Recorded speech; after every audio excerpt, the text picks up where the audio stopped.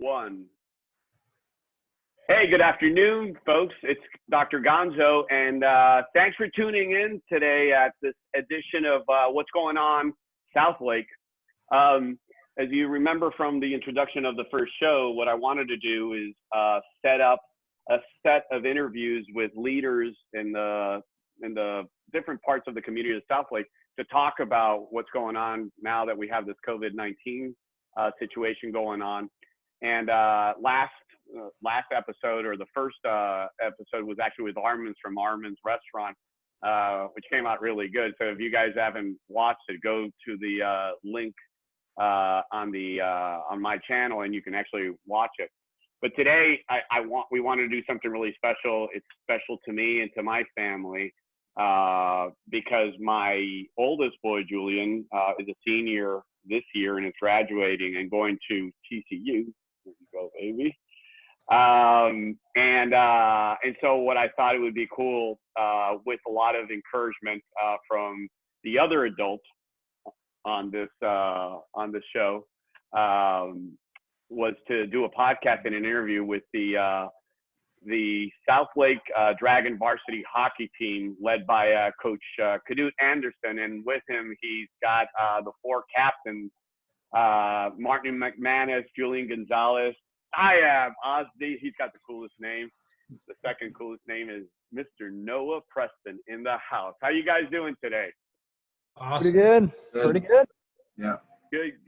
Listen, the season was really exciting. First of all, for those of you watching and or listening, these guys actually made it to the 2019-20 season city champions. Okay, the guys actually took over the city, beating Frisco in a nail biter of a game. And you know, the cool thing about the team was that they were the underdogs throughout the entire season when it came to competing with the Gold League, which is the elite league in hockey for our state of Texas. Coach K, wonderful job with that. You also, and I know that you guys don't like to admit to this, but it's still super cool. You guys were runner-ups in the state championship, okay? And we're going to touch on that a little bit later. But Coach K, congratulations on a great season. Thank you. I appreciate it. It was a fun run for sure. Hey, expectations. You talked about expectations of the season. Yeah. It's the guys that are on this podcast that are here. It's why the expectations could have never been higher for us to do what we did at the end. But it still took these guys to do that. But my expectations were with the senior leadership that we have to be the last man standing or last team standing. So I salute these guys. That's why we're doing this, to let the Southlake community know what tremendous leadership we had with this group. I got to tell you. So how did you guys prepare? Let me start off with Julian. Julian, leading up to the season, what was Coach telling you guys? What was the preparation? What was the mindset? Heading into the season, early 2019. Well, we all knew that it was going to be a really tough circumstances that we got. You know, I mean, getting pushed up to the gold division after winning the silver and basically almost going undefeated last season. The expectations were pretty high. You know, we wanted to go for a 3-time state championship. We wanted to go back-to-back cities, win city gold, which has never been done in like the last 15 years for Southlake. So that was our very high expectations. And then we also just wanted to compete really well. We knew the teams that we had. We had Jesuit, Frisco, Allen. We had all those guys that we knew were good competition, but we knew that we can beat them. Anyone's beatable in this league, and it showed definitely by the end of the season. Martin, when you guys got to the leveling tournament, okay, that was a really important time because it kind of helped you guys in terms of how the rest of the season was going to play out. Now you had everybody's cards on the deck. You know how the teams were actually constructed, who were the star players in each and one of them. Tell me what was your feeling when you got into that particular tournament, the leveling tournament, comparing Southlake versus the other teams that were actually participating in the league? The leveling tournament was really good for us because we obviously moved up a division this year, and we went in confident, but also like prepared to battle it out with all the other teams in gold. And it was good though to get our legs under us. I remember our first game we beat Frisco, which was huge, and it gave us momentum. And then we got to see all the other teams and who their top players were and how they played and how they competed, and it was really good. And I think we ended up going. I know we beat Frisco, we lost Jesuit. I beat Highland Park. Yeah, we played Highland Park and Coppell. Yeah. Last guys. Yeah, but no, it was good because we got to see everybody's rosters and how they play, and it was good. It's good for all the teams in the beginning of the season.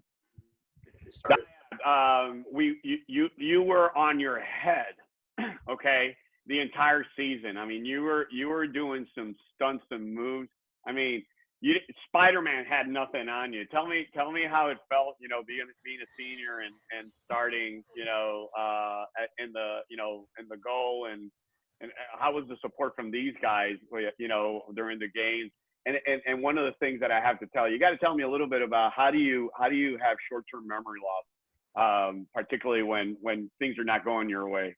How was the beginning of the season, and how did it feel to have these guys in front of you? Yeah. No, it was Asdi. Yeah. Oh, well, yeah. At the beginning of the season, as you all know, like the leveling tournament went decently well. We went like 3-1, and it was just really good to like have all the especially seniors, like all of us stood up for one another. We like knew each other from last year because our team was basically the same, with the addition of like a couple new players. So overall, like the chemistry was there between us, and we just really we played with passion, and we had this we're there for each other. We have everyone's back, and that really like gave us like a lot of energy and stuff, and allowed us to succeed this year. Okay, my captain, Noah Preston. So Hello. Tell me a little bit about what your expectations and feeling were about the season. There was a lot of anxiety, and like Julian pointed out, excitement to do the three-peat, right? And so, what was it like at the beginning of the season? How did you feel when you were giving the captain role? There's a lot of responsibility. You got to show a lot of leadership, and what was it like, when the season started, from the leveling tournament going on? Obviously we came off hot off the end of last year, winning both the state and city title for the silver division. And we came into this year with the same expectation. We want to win. We want to win state. We want to win city. And we want to go play at nationals. Right. And so we came out leveling tournament hot. First 4 games we're in first place. And after that I got injured. And I was out for a few months. Yeah, it kind of sucked. So I got to sit on side and watch my boys play for a while. And we started off good, and then we started to figure out our issues, and we started to figure out the other teams that we're playing against and where we are sitting in the main part of the season. Well, this team, like you pointed out, and it's a good segue to the next thing that I wanted to talk about, which was challenges. Okay. And Noah, I'm going to start with you, and then I'm going to want Coach to sort of talk about it, because, again, the whole team and the entire unit was really excited about the season. You go down with a serious, head injury, right? You got a concussion there, and I wasn't there, but I heard a lot of the comments from the parents and the players that were there. But what was it like, for you, knowing you're a captain? You are one of our playmakers. I mean, of the 4 guys that are here, we had a lot of things that we were hoping that we were going to be able to achieve together as a unit. But having you out was a huge deal.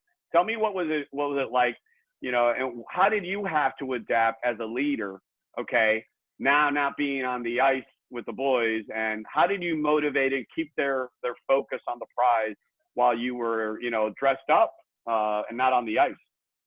A lot of it is really making sure that you're talking to all your players individually.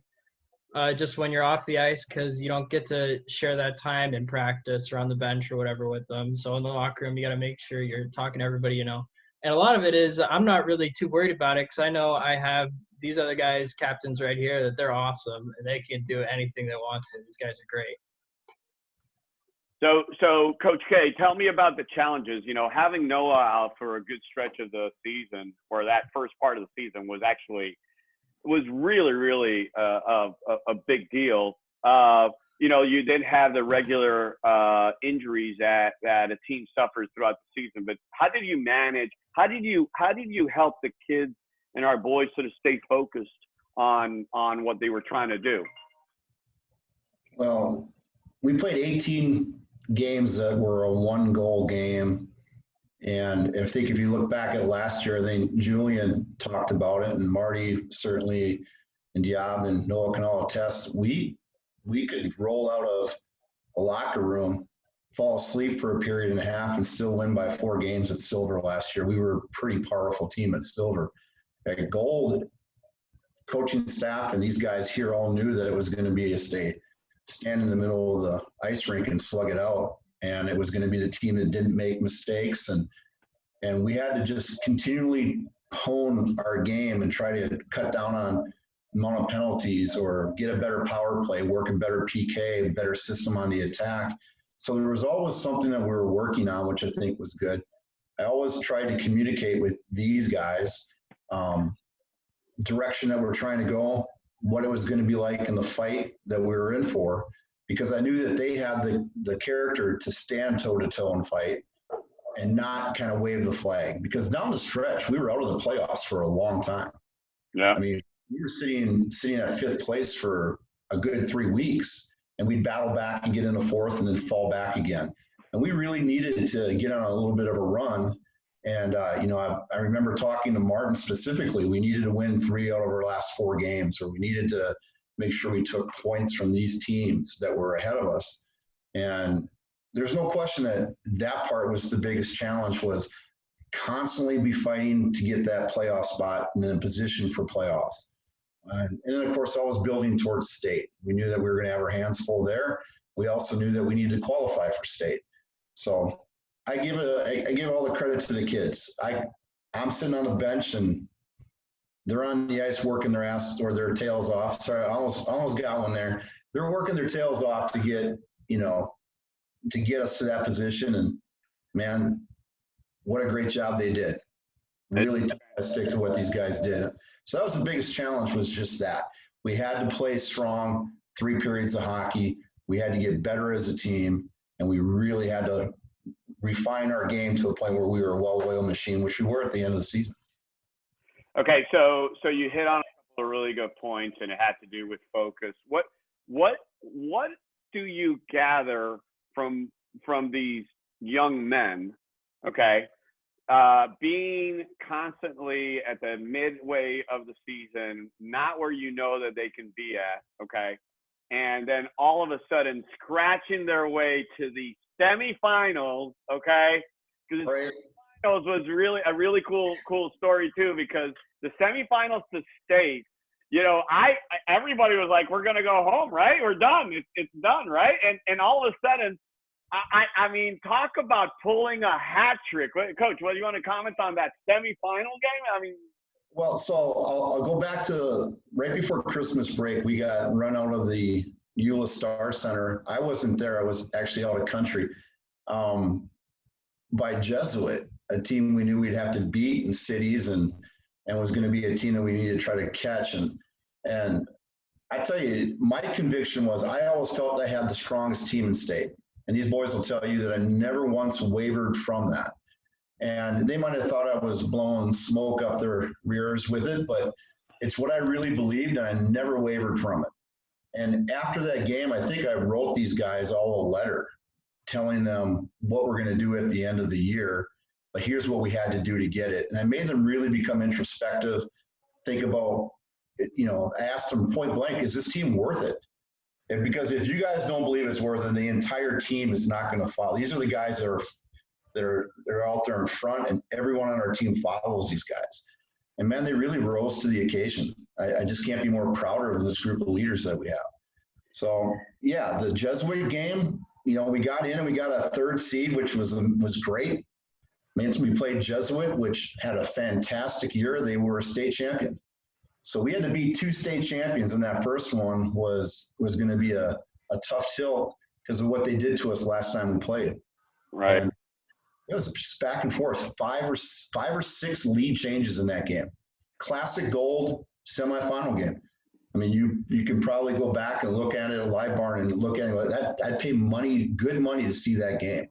And it really was just Julian got the game winner on a perfect, you know, feed from Hamilton up to bounce back to Mondu, who gains the zone and finds backdoor Julian. And that pass was sick. It was probably about a 70-foot pass from that blue line corner all the way to the far post. And you know, I'm old. I'm an old coach. I'm not one of these young bucks out there, but man, I get excited when that happens. I remember hugging Julian or not hugging Julian, but hugging Parsa, our assistant coach. Man, it was just one of those special moments. And that what I loved about that one too, and he's not here right now, but Cade Wood. So we won that game, and everybody's kind of mobbing on each other, and then Cade Wood, he goes right to the face-off circle to shake hands. And he goes, we got one more to go. And I just love that mentality about these guys. Yeah. And the Frisco game was just really special. We went 3-3 against that team. You know, we lost at state, but we got the final win, which is 2 weeks beating 2 state champs. And like I said in a letter to these guys, you drop the mic on that, you guys. That's a tremendous way to end the season. So thanks for making me look like my convictions were right in line. That was perfect. So Julian, talk to us through that goal that I you know, mom and I were actually sitting there and we're watching, and when it all happened, we were like, he scored, and everybody in Dragon Nation is jumping. I mean, I got to tell you, for those of you that weren't in that game, the Frisco had the biggest crowd you could imagine cheering for the Frisco boys, for the Jesuit boys, right? Because it was the senior night for the Jesuit kids. And then all of a sudden, we kind of put the nail in the coffin, and that whole place just went dead silent like a cemetery. And you only see green jumping up and down, some speckles of green in this whole, place that's actually got gold and white and blue. But Julian, talk to us about how that goal played out, and what was this thing in your head, and what did you see, and then the feeling celebrating with your guys. Yeah, no, I remember actually it was Martin behind the net in our defensive zone, and I was thinking to myself, okay, he has to somehow get it up to this red line because they've sent 3 guys down. It's going to be either a 2-on-1 or a 3-on-2 even. So when Martin had the puck behind the net, I was kind of pointing towards Mondu's end. I was saying, pass it to him because he's wide open. He's ready for it. And then Martin came up, passed the net, passed it up to Hamilton. Hammy had a great look and saw Mondu. So when that happened, it was just, okay, now I got to start getting my tail over to the net. And it was at that time when they sent one guy off. So now it's just a 4-on-5, right? And in that moment, you're skating to the net. You're like, okay, if I miss this, I am like so boned. Like this is it, So obviously going to the net, I had choked up on my stick. I was hoping for a pass and just trying to get that shot off. And I remember when Mondu looked up and saw me just skating over to the post, he said he sent a really nice pass to me. And I remember getting it on my stick, shooting it, and I thought I missed it. I totally thought I missed the net. And just to see it go in and having to, see the fans go up, it was just one of those moments that I probably won't forget about. It was just absolute pandemonium. So we win, we're celebrating, we're on a high, but you gotta face your arch nemesis, Frisco, okay? And these guys, there hadn't been a game that those guys didn't make it all worth its price of admission, right? Martin, what was your mindset? I want to hear Martin, Dyab, and Noah So what was your head like when you knew you had to face these guys again? Let me give you a little bit of a preamble for those of you guys that are listening and watching the show. The boys, Dragons, had actually lost, right, the state championship against Frisco by a very controversial call, may I add, okay? Because, I'm going to jump into the city championship because that's totally, that was the most amazing thing. But in the state championships, you guys, and Noah, Martin, talk about everything leading to the state championship, because the state championship was really interesting. You lost against Frisco, right? And you were on the bubble as to whether you're going to make it to the finals or not. And there was another game being played in the rink beside you guys, okay? It was Highland Park versus McKinney. Yeah. McKinney, right? And let me tell you something. That I've gone to a game, okay, in which we purposely rooted for our opponents, and there were two opponents, and we wanted Highland Park to lose no matter what. Martin, were you there in that crowd? I think everybody left the locker room and went to the other side. Yeah. So tell the folks at home what was going on. So we lose against Frisco. We have to find. We don't know if we're going to make it to the finals. The final depends on this other game that's playing concomitantly on our side, and it's McKinney against Highland Park, and And remember, we had to get a point. We had to at least get 1 point from the Frisco, and we lost to them in overtime, giving us that 1 point. But go ahead, Martin. Go ahead, Noah. Yeah. Yeah, so I remember that game. It was kind of a heartbreaker because that was a great game, the game that we first lost to Frisco. And I remember it was just such a grind. And we ended up losing, but it was such a great game. I remember I got hurt with like 3 minutes left in regulation. Yeah, so hit in the hand, and it looked like a ham. Was that the game, or was it later on? Yeah, no, it was. I went down to block a shot, and it hit me right in the thumb. My thumb got all swollen, and I couldn't really move it. Game that it happened, or was it the city? That was that game. No, it was state. Yeah. Yeah. And so after that game, we had lost everybody was exhausted. We were all so bummed. And then walking off the ice, you hear some parents say, like, the game's going on over here. If McKinney loses, like, we're not in the final, but if McKinney wins and knocks out Highland Park, we have that extra point to be in the final. And so everybody's taking off the gear, like rushing. Some people are leaving the gear on and just running over to the other rink. And pretty much the whole team is on the glass. And there's only like a minute left in that game, and we're just screaming. We're just cheering for McKinney to win so we can get another shot at Frisco. And then I remember like the final buzzer went off and McKinney had won. It's a nail biter at the end of that game. But McKinney won. So we were in the state championship. I remember everybody was going crazy, especially Julian. I think Julian went into the other team's locker room and was like celebrating with them. Champagne bottles. They had champagne. They're probably just doing seltzer water. So. Yeah. That was your travel goalie, wasn't it, Julian? Yeah. So Noah, so now we're still talking about states, okay? And so now you're headed back and playing Frisco again, which you already lost, and now it's for the sweet deal, the state championship. And tell me your mindset and you guys' mindset. Dyab, I want you also to contribute on what was your guys' mindset going into that game, knowing what you knew about the team when you went over there. Noah. Coming off the night before, losing in a game in overtime, we know that we're a team that can beat this team. We can take this team through 3 periods and into an overtime and still be up there with the best. Obviously, you have a nail biter right after your loss, and the big weight is off your shoulders because you get another shot, but then it's right back on because you're like, oh, we just played this team, we lost, we got to make it up for them. And so obviously you come to the rink the next day super prepared. You want to work as hard as you can, and you really want to beat this team because it's an even bigger stakes after having just lost to them. Dyab, how about you? Your mindset going that game, what was it like? Yeah, for me, I hadn't been to a nationals before. I know a couple. I think everyone else, all the other captains had. But this would be my like first chance to go to nationals. So I was really hyped for that, and I was like, we need to win this. This is a must-win for me as my last year. Really wanted to go to nationals. That was my big motivation behind it, and we knew that, like Noah said, it was going to be a big challenge, but like we were a capable team, as you see later on in the city championship.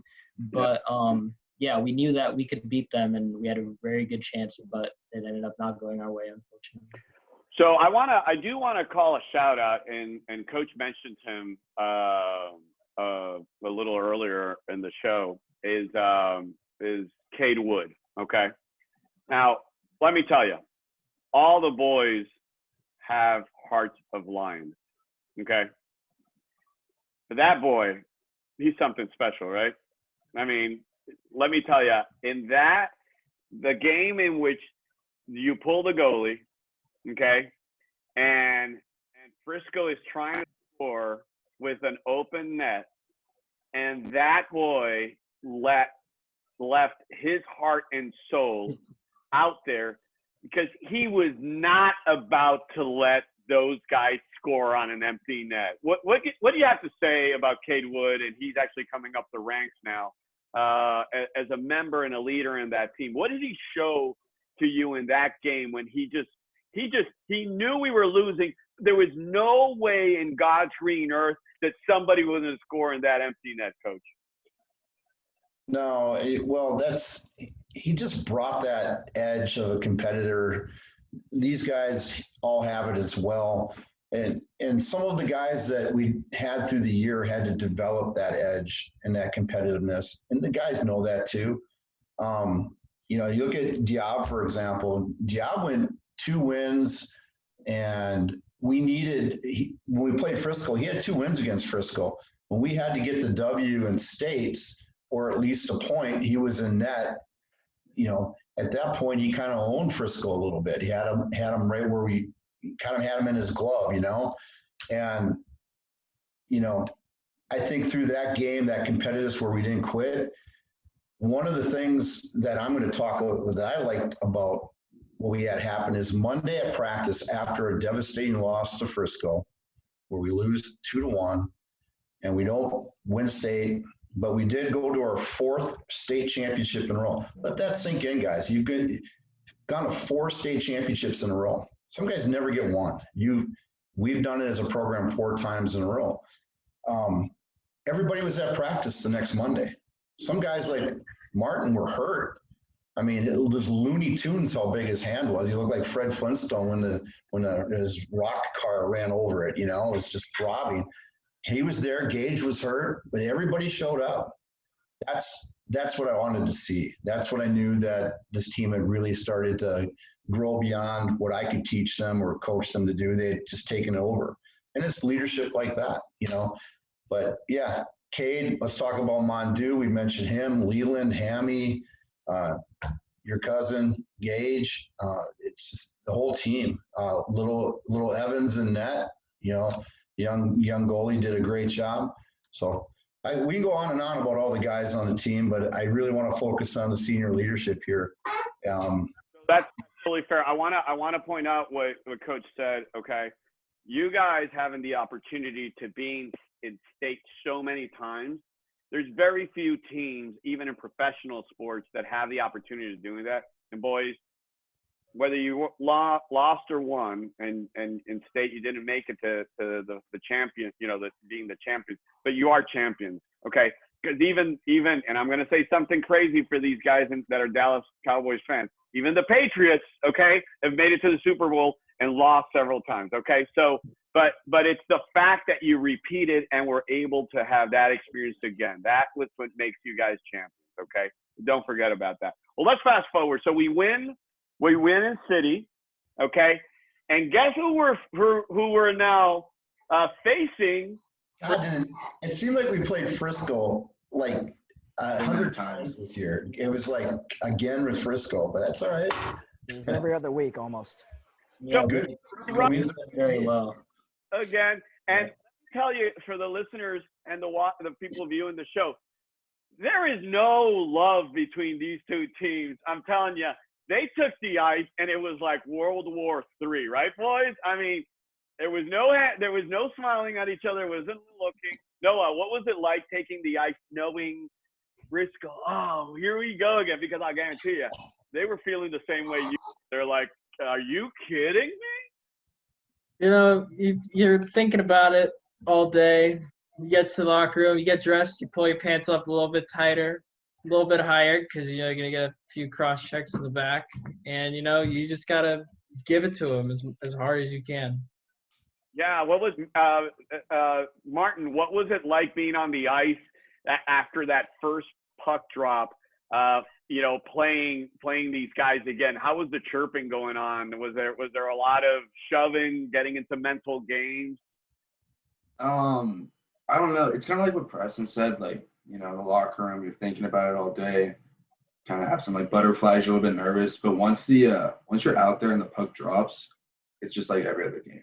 Like it's just a grind and a battle. But this team, Frisco was so skilled and they worked so hard that they matched us on everything. And we're definitely rivals with Frisco, but I know that we all respect them because it's hockey. There's gonna be chirps and stuff, but they back up their talk. Like they work hard. They don't chirp too much. They're not too dirty, but of course the game, it's a big deal. So like there were some chirps, some big hits, a lot of getting in people's heads. So there's always a lot of that. Who was the big guy? Who was the guys you guys battled? Kruger. Well, Marty, you battled everybody. Yeah, no, it was with me. It was really God, I forget his name. It was like D. Demizio.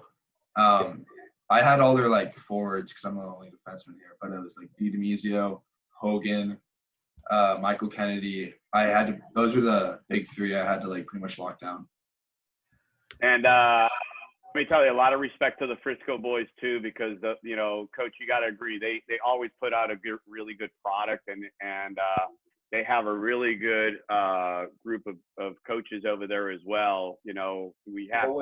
Yeah, exactly. Ryan McLean, what these guys don't know is I've talked to him a couple times since that game, and he thought it was the best year ever because of us, because his boys were constantly challenged. And of course, he was primed for a national run, and he was like, the only thing that if we win a nationals, it's a lot because we had somebody like Southlake that made us have to work hard, and had a ton of great things to say about the guys here on this call, the leadership that we had, and it was just so complimentary of you guys. And then how we played clean and how we played, like Dyab said, we had each other's back. That resonated with their team. And I just have a hard time believing that they didn't chirp. And I have a hard time believing some of you guys, Julian, Noah, maybe not so much Noah, because Noah's a really nice guy. He's the guy that jabs you with the goal. But Marty and Julian, I'm not buying that you guys weren't chirping like crazy. No, every game has chirps, but like we weren't threatening dudes, or it wasn't. It didn't go like to a point where. Go ahead. Like you're always trying to get each other's heads, to face off. Like you might whisper in a dude's ear and try to get them just a little bit rattled. Like there's always that, but we weren't going. Dyab, tell me, and don't use profanity because you can't do that, but tell me some of the classic chirping techniques that some of these boys have used. Do they say, hey, what time does your mother get off work so I can pick her up, something like that? Is that what they say? What's your favorite chirp? Yeah. Go ahead. You cut out a bit at the end. What did you say? I said what are your favorite chirping lines that you've heard? Don't use profanity though. Well, as a goalie, I don't really hear a lot of it, but when it comes, I just say you got robbed or whatever. When I make the save and they get all in my face, I'm like, hey, I say you can't score on me, stuff like that. But you should probably ask the other guys what they say. Okay. Martin, you just went back a little bit and you just recoiled. What? No, I'm just listening. Tell me something that you would, just to get a little bit on the edge in their heads. What would you say? Okay, I don't know. A lot of it probably you can't say on like the podcast because like we're all 17 and 18 and like we're all just like super competitive and like we're athletes, so like a lot of it's not appropriate. But like especially if you know the guy, because like a lot of these kids, like including me for a couple of years, and like all these guys, you play club, you play high school, so like sometimes when you're like playing high school, like you might know a couple of kids on the other team, so like you might know their family, maybe they have brothers and sisters at face-offs, like you can tap them on like the back of the heels so like they maybe fall a little bit. You're just always nagging at each other. There's all kinds of stuff you could say, but a lot of it you can't get off the ice. That's awesome. Well, it's a lot of it's competitive. It's not personal. It's just trying to get it to take an advantage against your opponents. But you can't let Julian off the hook on chirps because Julian has the gift of gab first and foremost. Oh, there's no way he's not chirping every time he's on the ice. I won't say anything. I plead the fifth. Sad because your mom's going to be watching this and you don't want to make her upset. That's why I say I plead the fifth. I never said anything. Noah, you got a trophy back there. Show the viewers what you got back there and tell them what you got. This is the city championship cannon. There you go. What winning that city championship game? What does that mean, and what should the folks in Southlake know about how important it is? Southlake always talks about protecting the tradition, and this group of guys that we've had together over while I've been here playing Southlake hockey has been amazing. We've had the tradition of winning, and I think it's super important for us and to pass that on to all these younger guys that are going to be in our shoes next year. Coach, what's unique about this particular championship that you won? Oh, you're talking to a former field artillery officer, right? So the last two times we've won the cannon back-to-back, so that's my insignia that I will upside down. That's my insignia I wore on my uniform right there. Cross cannons, 2 cannons right there, boys. So yeah. So look, it's harder to win a city gold championship than it is to win a state championship. And I know people can argue on that, but it just is because you got to beat 2 state champions to win that thing. Yeah. And I'm not going to discredit what we did with a silver cannon. That one's a bigger cannon. That's a 16-pounder, where the other one was. That one you can protect the tradition with and put it at the front and blast anybody coming, right? Oh, yeah.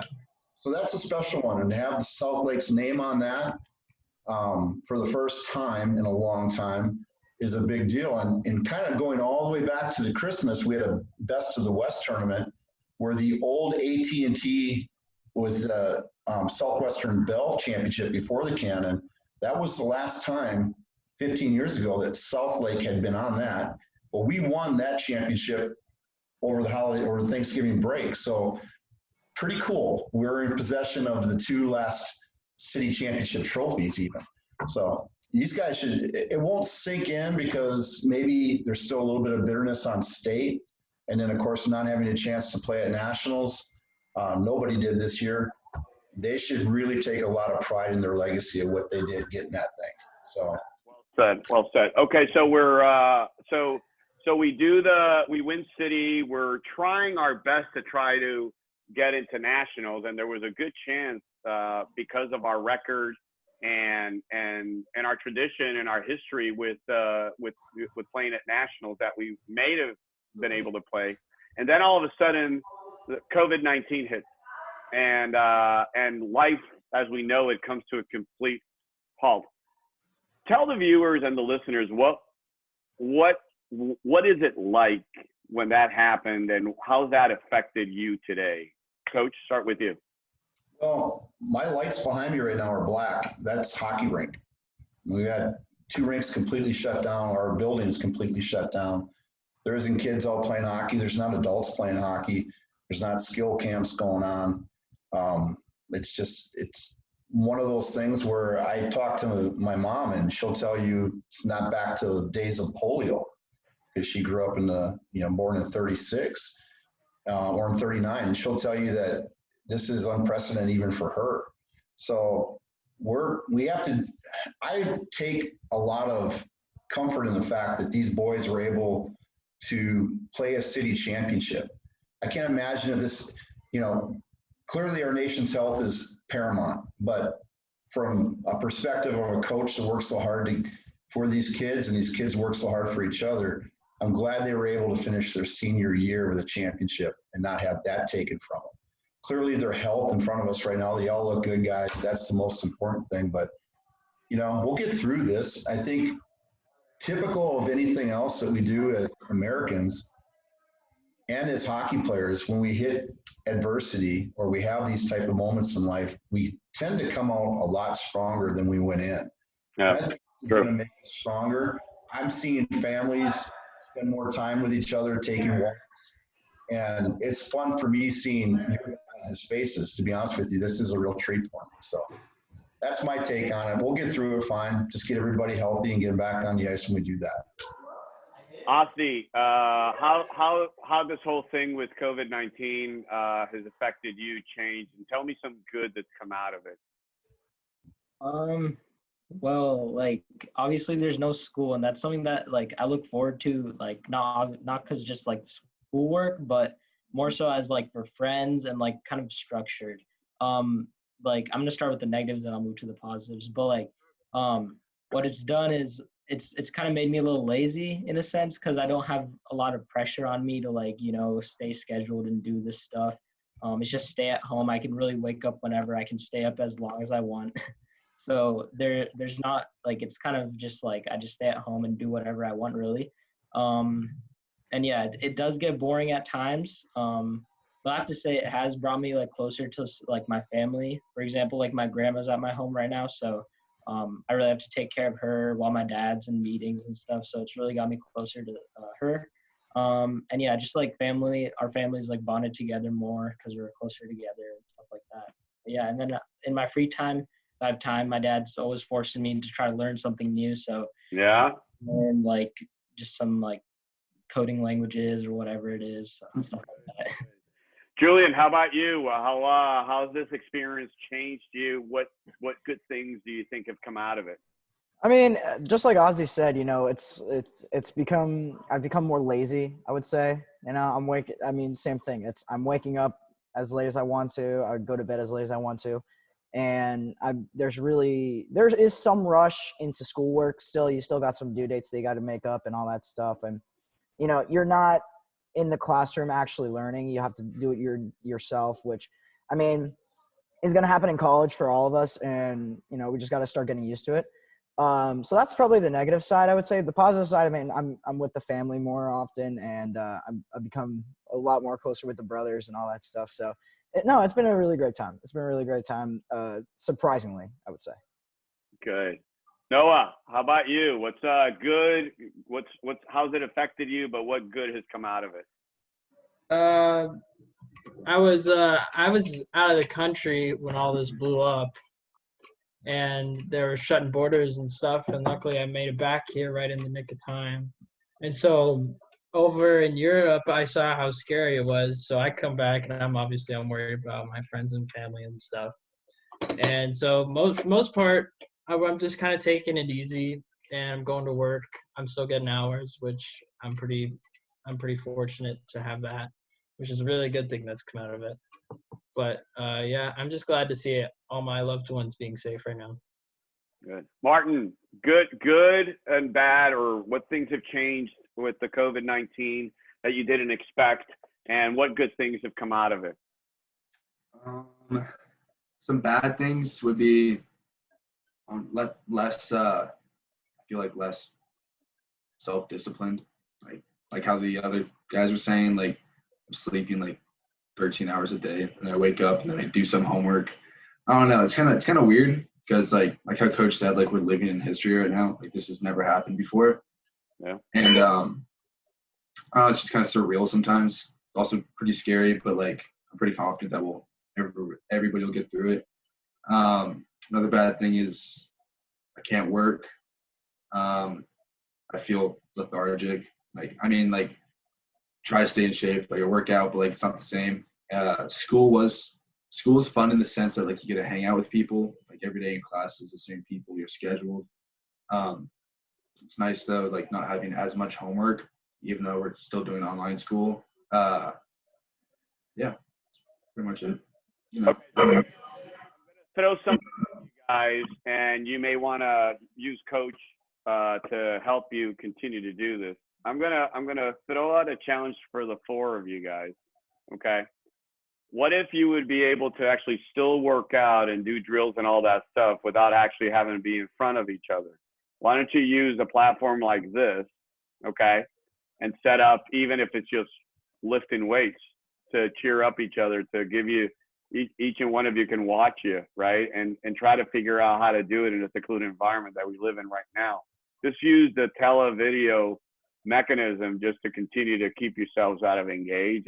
And to your point, the important thing about this that I'm going to tell you guys is that we're going through the same thing, but we force ourselves to be disciplined about what we do.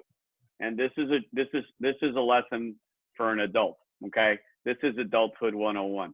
You guys, nobody's going to tell you when you're actually out of the house, right, Coach? That's right.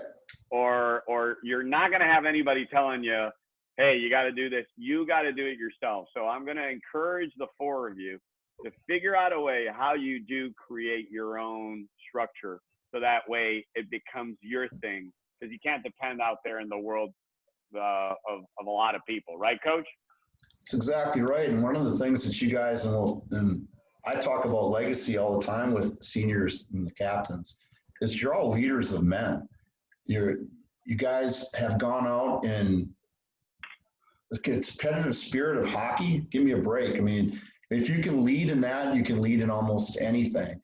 That's why sports are so important to young men and young women. But you guys are leaders. If you guys took the platform, like Doctor was saying, and use that to reach out to your group of friends, people that you don't see, that you used to see every day at school, and it could be, a tutorial on how to break down a Mazda Miata, could be, teaching on how to throw a friggin' caber or whatever they do in the Highland games over there. Or that's Scottish, not Irish. Never mind.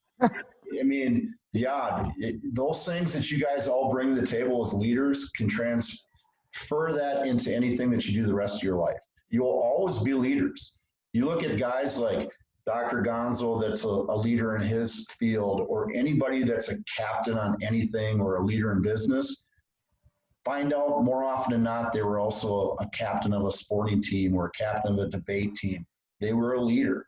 So that's your legacy. You guys are always going to be dragon captains, and your leadership's never going to stop. I've asked you all to mentor this year.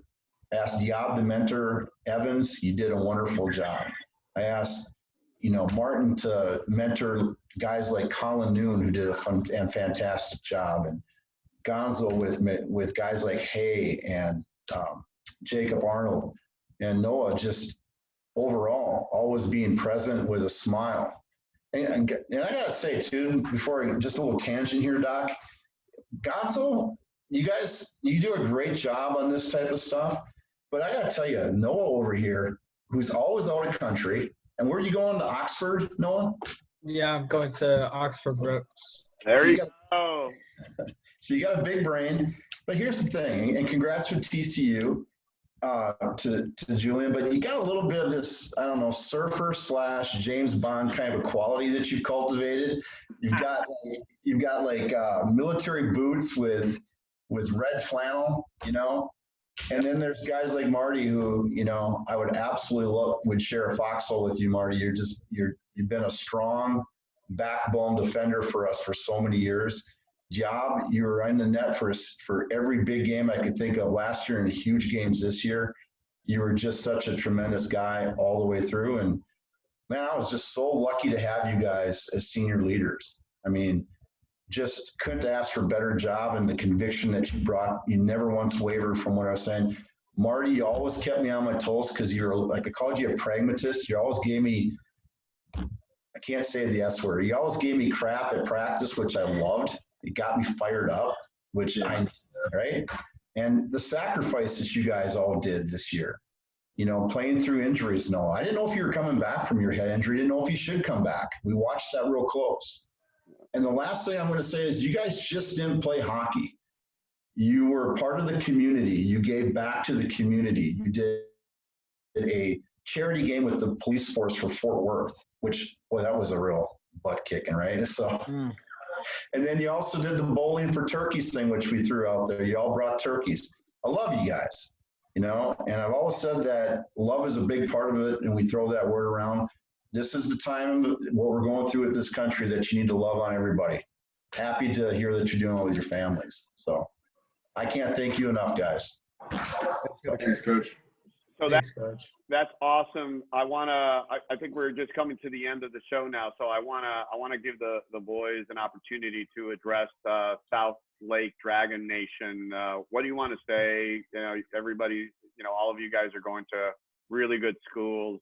You know, we're always proud of you guys. And every time that I go to the banquet, I sit down and I look and say, my God, I would never been able to go to those places, right?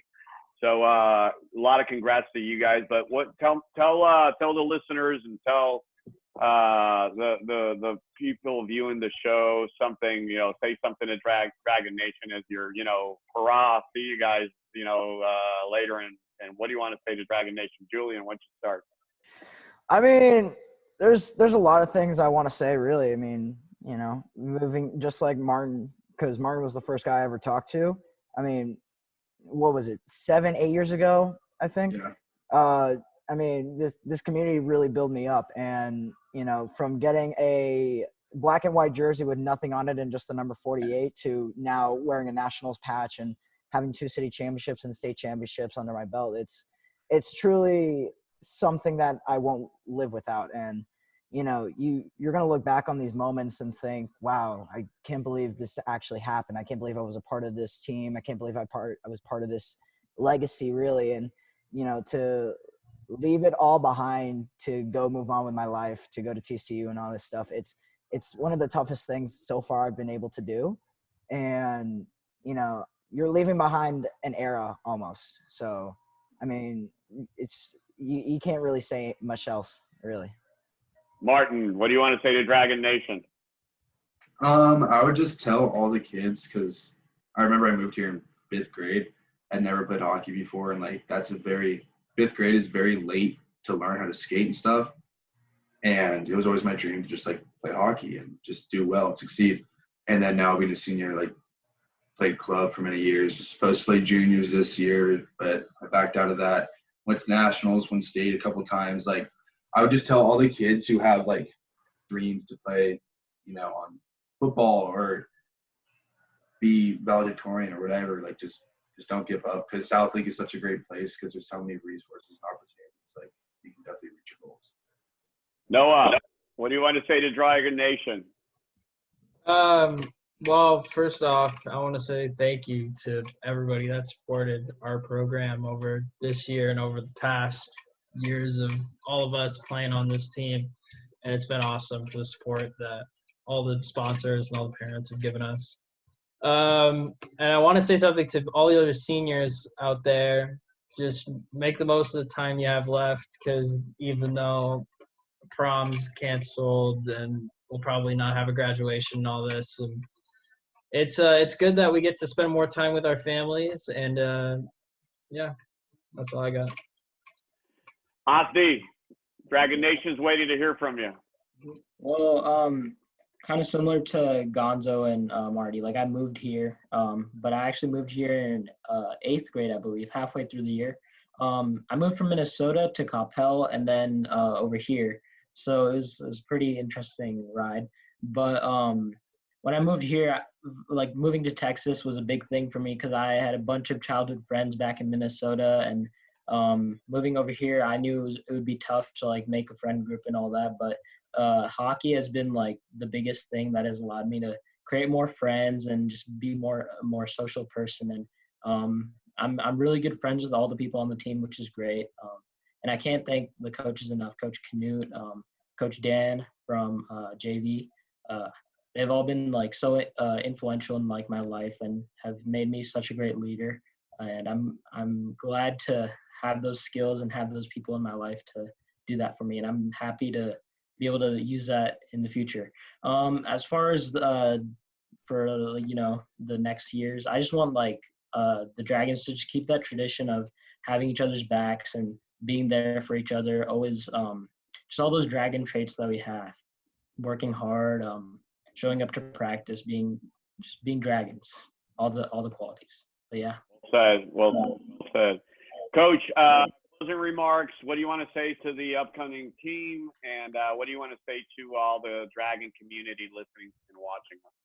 Well, so the challenge for I think any senior group should be, and by the way, I'll give a shout out to 4 seniors that these guys represent as a senior group: Will Robert, Reagan Norris, Ben Mondu, Cam Davis, all contributed mightily to our success this year. Couldn't obviously have everybody on, so we let the leaders do the talking for them. You guys have done a great job. You're leaving the program stronger than when you came into it. And that's going to be something that if you do that the rest of your life, because there's going to be ebb and flow on what you do, man, that's a good testament, right? If you can say that. And you've set the bar with back-to-back cities. I don't know if you counted up all the accolades that you guys on the screen have gotten for our program, it would be a lot. So tip your hat to that. To the other 4 seniors I mentioned, what a great job. Mention our coach, Stefan Mondu, who did a great job all year. And then later on, Parsa Monsef, who came on board. Just can't thank them enough for their sacrifice and commitment. Yeah, look, guys, your job is not done as Southlake captains. As you know, we heard from, Alex Carboni. We heard from Pete Adams. We've heard from Luke Petticord. They're all going to be called upon by me at some point in the future to come out to practices, to come out, maybe give us a little quick soundbite. You're all part of a brotherhood that doesn't end with that last game against Frisco. So don't think that you're done. Don't think that I'm not going to call on you again. And I'd love to have you guys out at any practice. You're invited at any time. And I can't wait till we get past this COVID and this virus that's taken our country hostage and get through it healthy and see you guys all in person and celebrate what we had for a season, which I know we'll do. So. Thanks, Coach. Well, that was great. From my aspect, I want to say thank you for representing Southlake in such an amazing fashion. Me being like you, a transplant to Dallas, to Fort Worth, and to Southlake has been an amazing journey. But you guys have made us proud. You're taking us to as high level that any team can take you, and we're very proud of what you've been able to accomplish as young men and representing the colors of the tradition. So good job, Coach. Thanks again for making this happen and bringing everybody together so we could have this nice conversation. This is super fun. Hopefully, maybe, you know what, I'll take you guys up. Maybe in the next 5 years, we'll do it again and compare the video and see how we look and what's going on in each and the other's life. Because I know Coach is going to be around for a long time. I plan on being around for a long, long time too. So I got a couple of things I want to somehow, because I saw a couple of your videos of your surgical room. Yeah. Is there any way that I can view a surgery other than that? Do you have like a room that you can view? That was the most amazing thing. Yeah, let's do this. After we finish the show, I'll tell you how to get into the operating room if we can get you in there. Now, Marty, I owe you a hat. Yep. You owe me a pizza. Me too. You owe me a pizza. I helped out. A pizza. And Asdi, I probably owe you more than any of that combined. So I'll figure out what I owe you and send that to you too. So, but I owe you just a debt of gratitude for being the best group of leaders ever. Thank you so much, boys. Thank you. Thank you, Coach. That was awesome. Dragon Nation, thank you again for tuning in and watching and listening to what's going on in Southlake. Keep in touch, guys. To the folks in Southlake, if you like this video, hit it a like, share it so that more people see what we're doing, and I'll see you guys next time in the next show. Here you go. Have a good night.